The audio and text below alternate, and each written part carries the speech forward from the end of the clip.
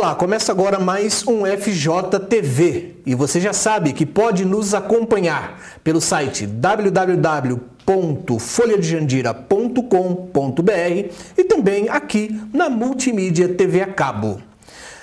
Hoje nós trouxemos para o nosso bate-papo a empresária, educadora e secretária de Educação de Jandira, também vice-prefeita, a Lurdete, conhecida como Dete. Seja bem-vinda, Dete. Muito obrigado por aceitar o nosso convite para falarmos um pouquinho sobre os desafios que a cidade de Jandira tem na área de educação. É sempre um prazer, Cido. E tenho certeza que o seu jornal, toda vez que me chamar, eu virei com o maior prazer, porque eu sei da seriedade dele. Muito obrigado.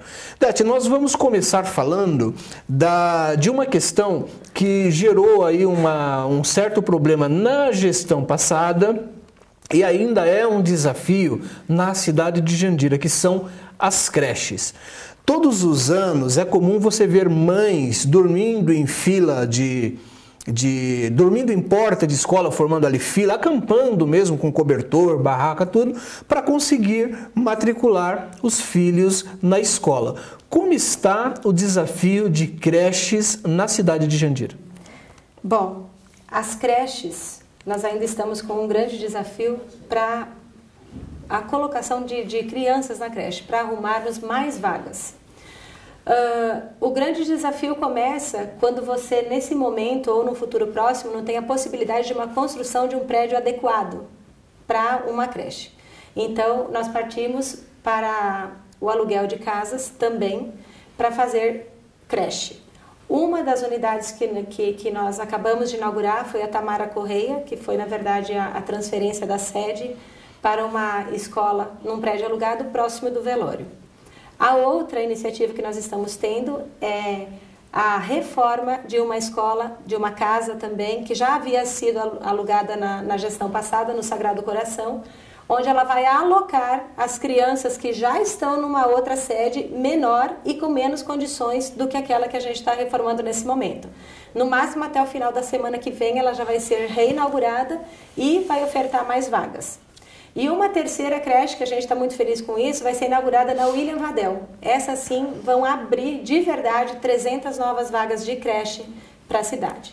Então, com essas que a gente está alocando enfim, arrumando todo esse layout das escolas, enfim, e essa inauguração da William Vadel, nós conseguimos suprimir todas as vagas de inscrições de creche desse ano.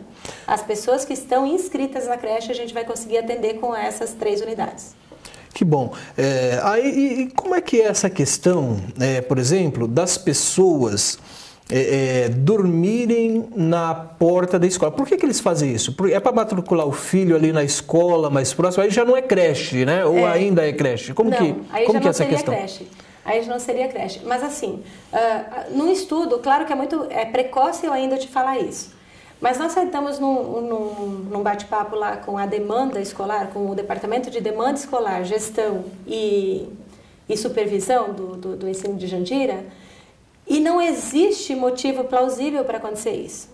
Porque assim, o município atende do 1º ano do ensino fundamental ao 5º ano.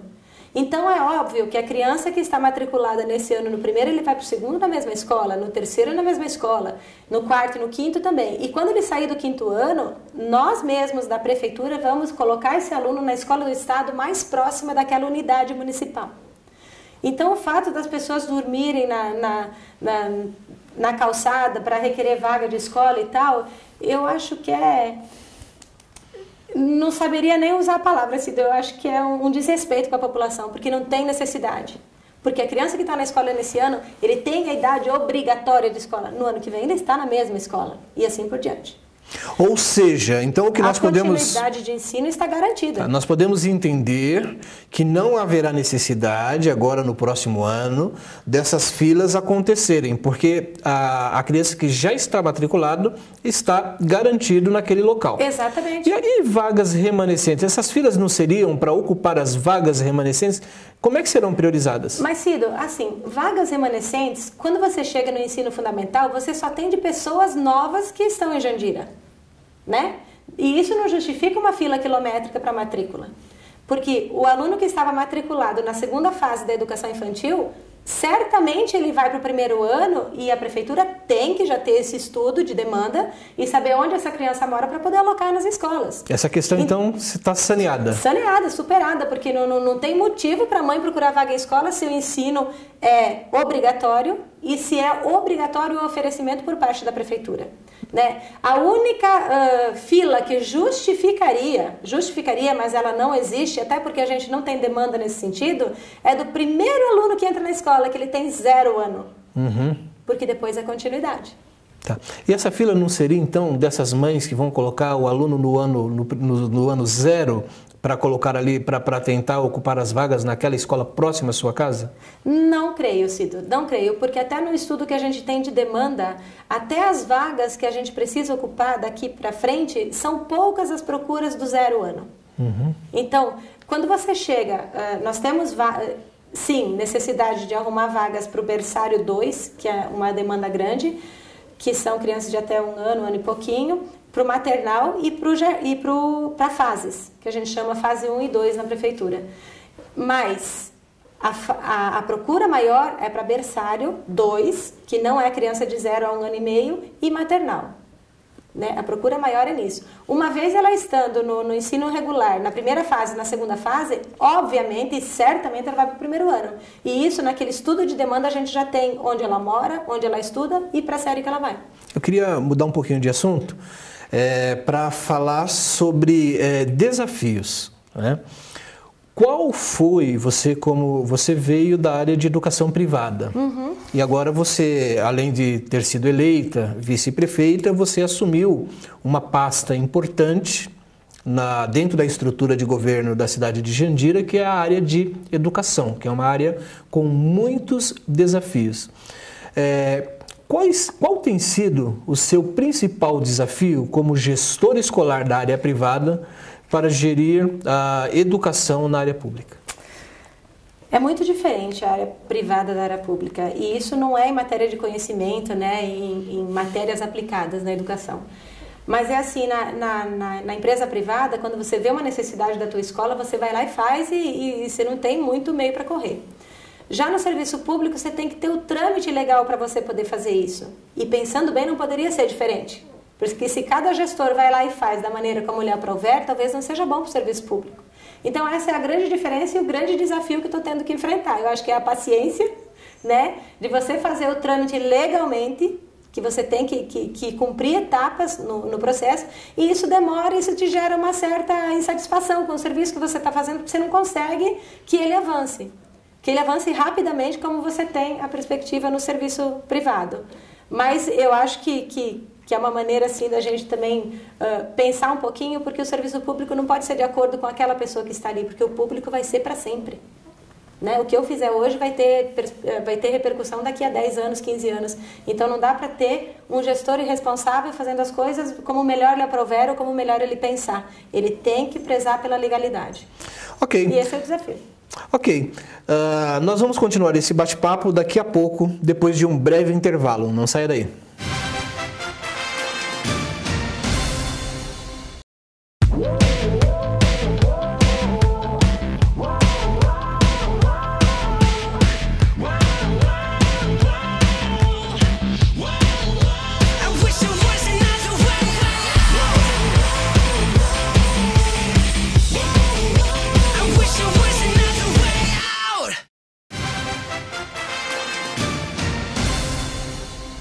Voltamos do FJTV, hoje com a secretária de Educação do município de Jandira e vice-prefeita da cidade, a Dete.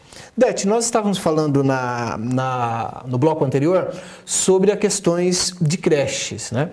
Por falar em creches, uma reclamação, né, que houve de algumas pessoas, as pessoas comentarem nos blogs, no Facebook, foi a questão do fechamento da escola especial. Você fechou a escola especial? Por quê?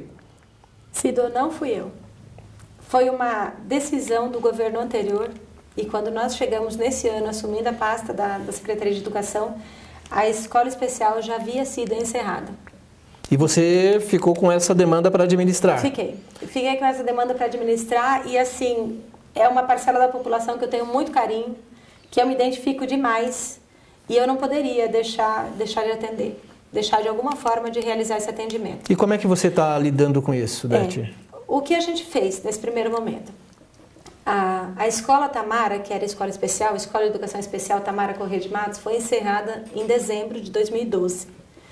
E lá já foram abertas as matrículas para 120 crianças da fase 1 do ensino infantil, que são crianças de 4 anos. Então nós teríamos lá no mesmo prédio o funcionamento da APAE, que funciona lá em 2 salas, funcionava lá, e as 120 crianças que haviam sido matriculadas lá no Tamara. Aí, o que nós pensamos no primeiro momento? Que até por incompatibilidade de atendimento, você atender criança de educação infantil junto com uma população só de especiais. Diferente é se você incluir um especial na sua turma e vir crescendo com ela. Eu acho que não seria saudável para as crianças de 4 anos e, assim, conviver diariamente com as pessoas especiais que estão indo para tratamento, etc. E sem que elas convivessem de uma maneira harmônica para realmente entender aquela situação. Então, pensando nisso, até sempre de acordo com o GE, ele me apoiou muito nessa decisão, nós alugamos um outro prédio, que é esse que eu falei no início, lá no lado do velório municipal, na mesma rua. Então você vê que não teve problema de transporte, porque na mesma rua, só alguns metros para frente, nós alugamos esse prédio que já funcionava uma escola particular, então ela tinha condições de oferecer o ensino infantil, e colocamos as crianças que estavam matriculadas no Tamara lá na escola que hoje carinhosamente a gente chama de Tamarinha. Não mudou o nome, continua sendo a Escola Tamara Corrêa de Matos, não mais escola especial, mas uma EMEB, Escola Municipal de Educação Básica. E na escola, e onde era a Escola Tamara e a APAE funcionava, nós estamos com um projeto muito bonito que vai ser colocado em prática. No momento, hoje, a APAE está atendendo todas as crianças ou as pessoas já em fase adulta que estavam matriculadas na Escola Tamara. Então, esse foi o mecanismo que a gente conseguiu no começo já de atender essa população que estava sendo atendida no Tamara e continuar com o atendimento na APAE. Nesse momento, o modelo de atendimento ainda está um pouquinho diferente do Tamara, das crianças que estavam no Tamara para o da APAE, mas acho que é uma questão que a gente vai alinhando com o tempo. E outra situação bem interessante é que a gente pensa em montar ali, nesse lugar, um polo municipal de atendimento às pessoas com necessidades especiais. E nesse polo vai ser integrado entre educação, saúde e assistência social. Então a gente vai conseguir que o médico venha até esse polo de atendimento, fazer até a triagem adequada, né, o relatório adequado, o acompanhamento da pessoa especial para que ela possa realmente, os que têm possibilidade de inclusão, frequentar a escola regular, para conseguir a inclusão tão almejada, que hoje ainda é um sonho, eu sei, mas que ela consiga ser incluída e que ela consiga ao mesmo tempo no contraturno da escola, ou se ela não tiver a possibilidade de inclusão, permanecer ali no centro com todos os atendimentos que ela precisa, né, e que ela tem direito para a melhoria da vida dela. Mesmo porque a lei, parece que existe uma lei que ela busca cada vez mais a inclusão da pessoa especial, para evitar algo que as pessoas costumam chamar de separação. Segregação. A segregação. Assim, a lei busca, o que a lei busca, eu acho que ela ainda é um mito, eu sempre falo isso, que ela tem muito para melhorar, mas ela busca incluir aquele cidadão com alguma necessidade especial na escola regular. E incluindo na escola regular, o que ela está fazendo? Está incluindo na vida das pessoas. Então está incluindo nas praças, está incluindo nos eventos de escola, está incluindo no Dia dos Pais, no Dia das Mães. O ganho pedagógico nesse momento, com a falta de estrutura que a gente tem, de conhecimento até, porque é uma situação nova, a gente não consegue ter grandes ganhos pedagógicos, mas a gente consegue um ganho social enorme. E eu falo isso com propriedade, me desculpe até quem discorda, mas a minha filha especial está numa escola regular.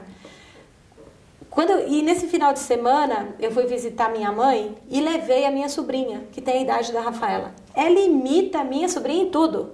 Minha sobrinha vai correr, ela vai correr. A minha sobrinha vai falar, ela fala. Então, quanto mais você colocar as pessoas diferentes, junto com aqueles que a gente acha que tem uma linha dos iguais, mais ela vai imitar aquele igual, então mais ela vai ser incluída no meio como um ser pensante, como um ser comum, como não vai ter diferença. E mais vai se desenvolver também. Exatamente. Hoje a Rafaela não é a Dãozinha da escola e eu fico muito feliz com isso. Legal. Ficamos felizes com esses avanços todos. Então, na verdade, essas crianças, na verdade, já estão sendo atendidas. Então, na verdade, essa história de que se fechou a escola, de que as crianças estão desamparadas, não é verdade. Elas estão sendo atendidas, a demanda para essa área está sendo atendida e deverá ser melhorada com esse centro. Sim, melhorada e ampliada. E assim, no primeiro momento, quando a gente chegou e viu essa situação da escola especial, a gente já buscou alternativa e soluções para aquilo. Porque eu tenho um carinho muito grande por esses especiais, muito grande mesmo. Então, toda a solução que foi apresentada, que as mães ficaram satisfeitas e aquilo era um modelo que poderia ser adequado naquele momento e realmente atendeu a necessidade, tudo isso já tinha sido pensado pela Secretaria de Educação, tudo isso já era para ter sido colocado em prática. Ia ser colocado no momento adequado. E assim, isso gerou, e claro que isso gera um desconforto, porque, poxa, a mãe que tem uma criança especial, de repente você está numa escola, aí de repente fecha a escola e fala, você não tem para onde ir? Como é que é o sentimento dessa mãe, entendeu? Como é que é o sentimento da pessoa que tem um filho especial? Se sente mais segregada ainda. É verdade. Né? Reduzida a sua casa ou alguma coisa desse jeito. Verdade. Nós vamos voltar no próximo bloco para falarmos de uma outra questão que é transporte público e futuro. Não saia daí, daqui a pouco estamos de volta.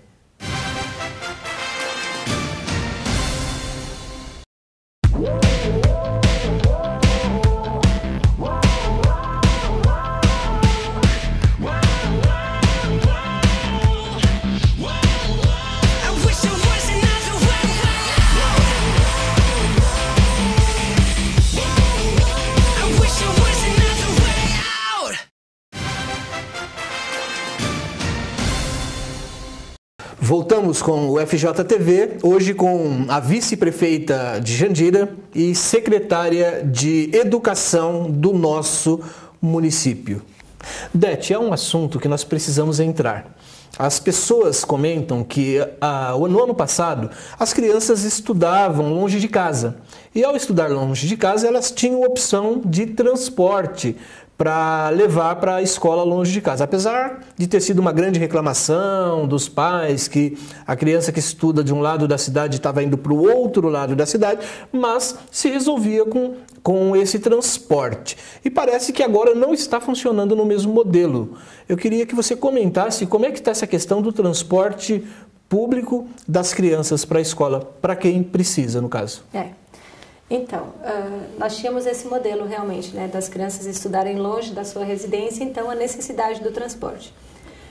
No começo do ano a gente conseguiu regularizar algumas situações e colocar a criança estudando próximo da sua casa, e nós estamos com essa dificuldade de locomoção em 2 escolas de Jandira, porque a gente conseguiu alocar os alunos em escolas próximas da sua casa.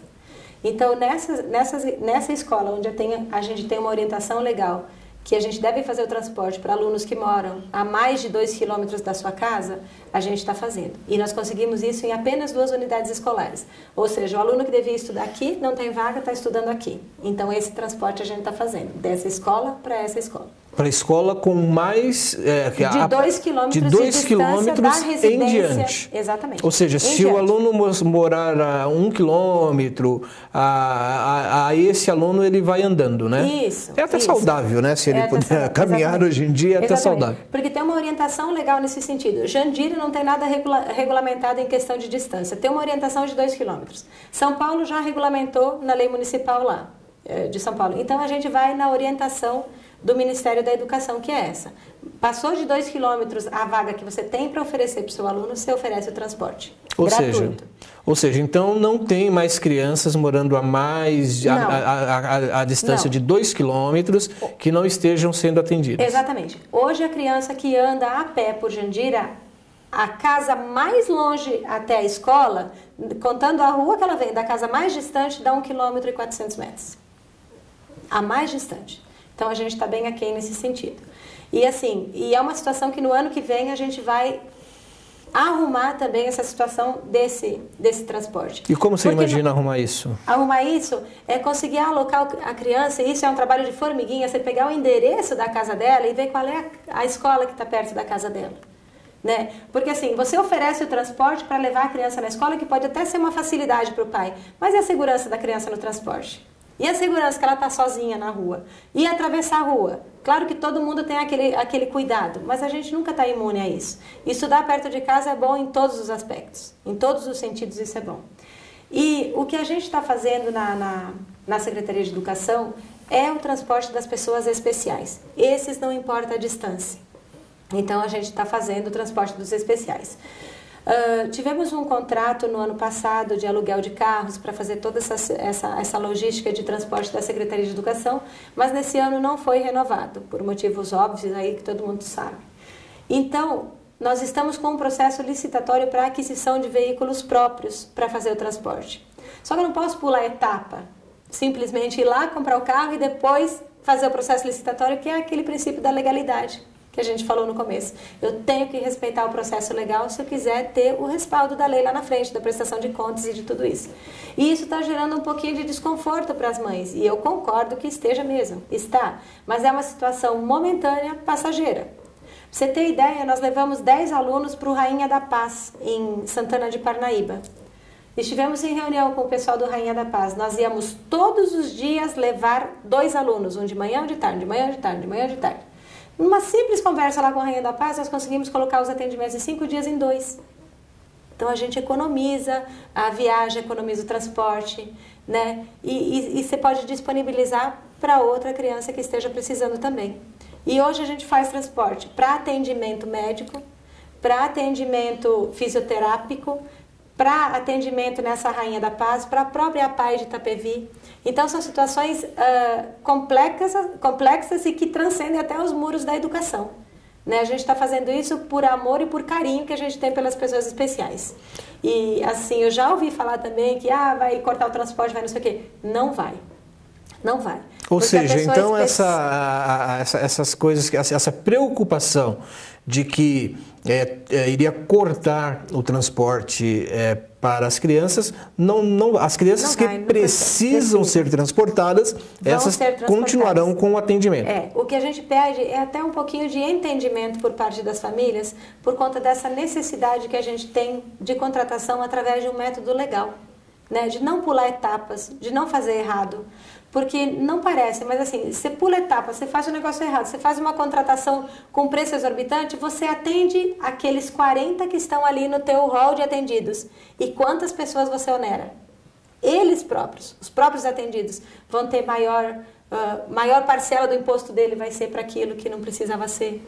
Entendeu? Então, a oneração para o cofre público e, consequentemente, para o contribuinte é muito maior se você fizer uma coisa assim sem planejamento. Então, assim, nós podemos entender que o ritmo das mudanças que são necessárias implementar é por um cuidado de se fazer de uma maneira que não bem feito e fazer uma vez só. Exatamente, de uma maneira legal e de uma maneira não onerosa. Seria muito fácil, Cido. Eu não iria ter problema nenhum com o pai, problema nenhum com ninguém, se eu fosse irresponsável até o ponto de ir ali na esquina e contratar 10 vans, por exemplo, a um preço que o cara me cobrasse. Não é? Quem ganha com isso? Entendi. Na verdade, esse dinheiro, vai fazer falta para outras coisas importantes também. E eu te diria que prioritariamente para a própria educação daquele que está sendo transportado. Que é a melhoria da escola, que é a melhoria do próprio transporte, que é a melhoria do equipamento das escolas, da qualificação do profissional. Por falar em melhoria de escola, era comum nós termos escolas depedradas, escolas com faltando móveis no banheiro, enfim, a depredação na escola, ou seja, no patrimônio público. Como isto está sendo trabalhado agora na sua secretaria? Assim, as escolas realmente estão com uma necessidade premente de reformas. Todas, sem exceção, todas estão com necessidade de reforma.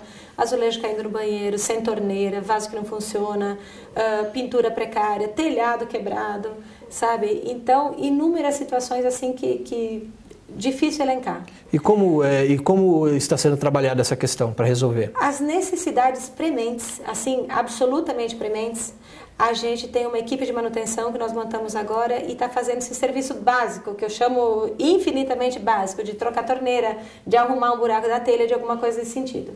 Agora, o serviço de reforma nas escolas está no processo legal, porque a gente está pedindo uma ata de registro de preços para a gente conseguir realmente fazer a transformação da escola e mudar ela para aquilo que a gente quer ver. Né? A gente não quer uma escola bonita, a gente não quer uma escola agradável, um ambiente agradável, um jardim bem cuidado. Então, diversas situações e iniciativas estão sendo tomadas nesse sentido.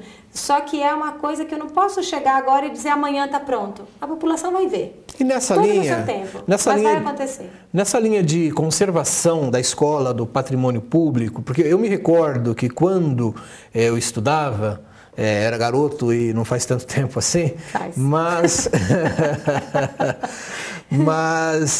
se eu quebrasse o vidro da escola, a diretora chamava a minha mãe e eu tinha que pagar, se fosse comprovado ali que eu quebrei. Eu nunca fiz isso, hein? Nunca quebrei, nunca depedrei.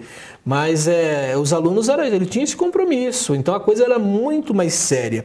Qual é o compromisso hoje da família, da comunidade ao entorno da escola e das próprias crianças no sentido de preservar o ambiente onde vive? Exatamente. Assim, eu vejo que quando você entra numa escola, seja numa empresa, numa casa, numa escola particular, alguma coisa, quando você percebe o cuidado que tem lá dentro, aquilo salta aos olhos, né? Então, a maior arma contra a depredação é exatamente você trazer a comunidade para você. Você trazer a comunidade como se ela se sentisse parte da escola. Dona, porque de fato são. De fato são. Né? De fato são, exatamente.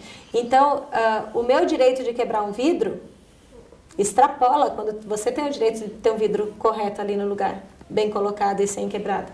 Então, assim, a educação e a conscientização da comunidade, do próprio aluno, eu acho que é a maior arma que a gente tem contra a depredação da escola. Né? Só que eu também não posso querer, por exemplo, hoje chegar na minha comunidade e falar tudo que eu penso sobre o que ela tem que fazer na escola, se eu não estou mostrando nada. Se a minha escola está depredada, já está sem pintura, está sem telhado, está com jardim, com grama entrando pela janela, que eu sempre falo. Então são situações que a gente tem que tomar cuidado e tem que fazer um alinhamento disso. Né? E essa conservação, porque assim, por exemplo, você mencionou aí grama alta. Essa conservação, você não acha que é algo assim relativamente simples de fazer, que a própria escola poderia se mobilizar ou a própria secretaria de obras da prefeitura poderia ajudar para resolver essas coisas que são básicas, né, que são simples? A secretaria de obras ajuda. Ela fez o corte da grama no começo das aulas, de todas as escolas, está fazendo da cidade, quem está passando na rua está vendo que eles estão agora nos canteiros e, enfim, em todos os lugares, e vai retomar as escolas. Paralelo a isso, tem lá no setor de compras um pedido de 3 máquinas de cortar grama, já que eu já fiz, para montar uma equipe de jardinagem dentro da educação. Para deixar bonito o jardim da escola, para deixar com flor de época, para deixar a grama sempre parada, terminou uma, começa a outra, entendeu? Para aquilo criar nas pessoas... um ciclo de conservação. Um ciclo de conservação, exatamente. Tanto na escola como para quem chega na escola. Porque a gente quer deixar o filho da gente num ambiente agradável. Ok, nós vamos para o intervalo e vamos voltar daqui a pouco com a secretária de Educação aqui do município de Jandira e vice-prefeita da cidade. Até já.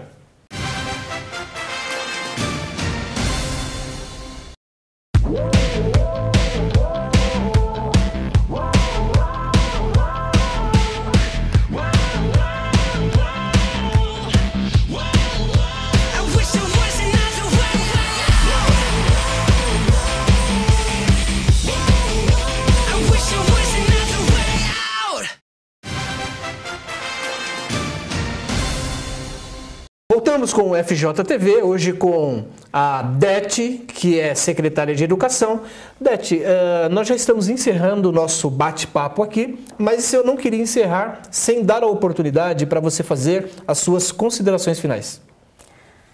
Então, como consideração final, né, é uma situação bastante atípica na minha vida. Eu nunca participei de política assim, mas está sendo um grande desafio e uma grande honra poder trabalhar para tantas pessoas.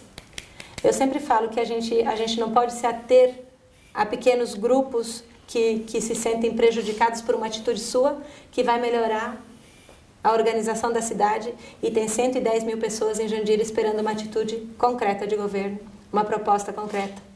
Só que, por outro lado, não é do dia para a noite que você consegue fazer grandes mudanças. E isso com reflexo não só na prefeitura de Jandira, com reflexo na vida. Se você buscar grandes mudanças que a sociedade teve, que as pessoas tiveram, todas levaram um tempo para conscientização. Eu tenho certeza que na educação a gente vai fazer grandes avanços, grandes mudanças, porque, ao contrário do que muita gente pensa, tem muita gente comprometida. Muita gente comprometida.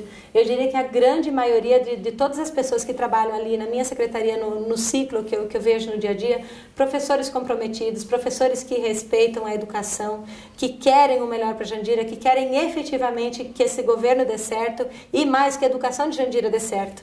Esse ano nós temos a medição do IDEB.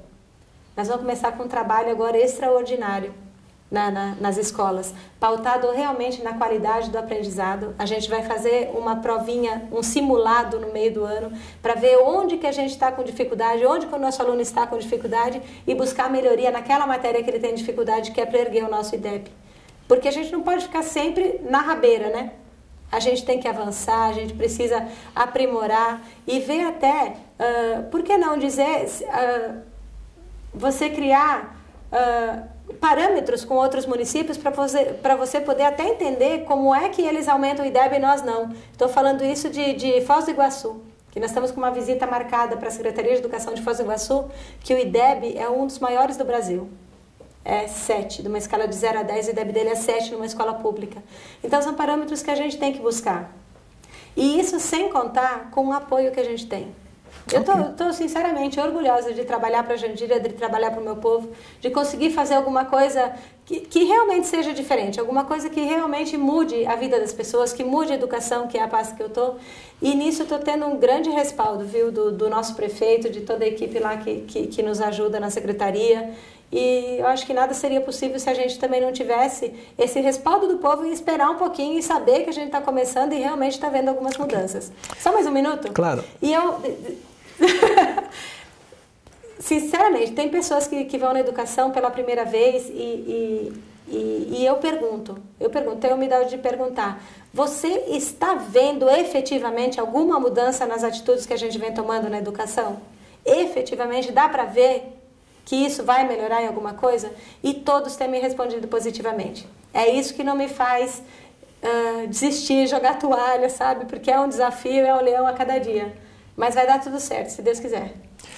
Parabéns pelo seu esforço, pela sua visão de trabalho. Obrigado por aceitar esse convite para bater esse papo com a gente. Obrigado a você pela audiência e até a próxima oportunidade. Você já sabe que você pode ver e rever e compartilhar essa entrevista acessando o nosso site www.folhadejandira.com.br. Até lá!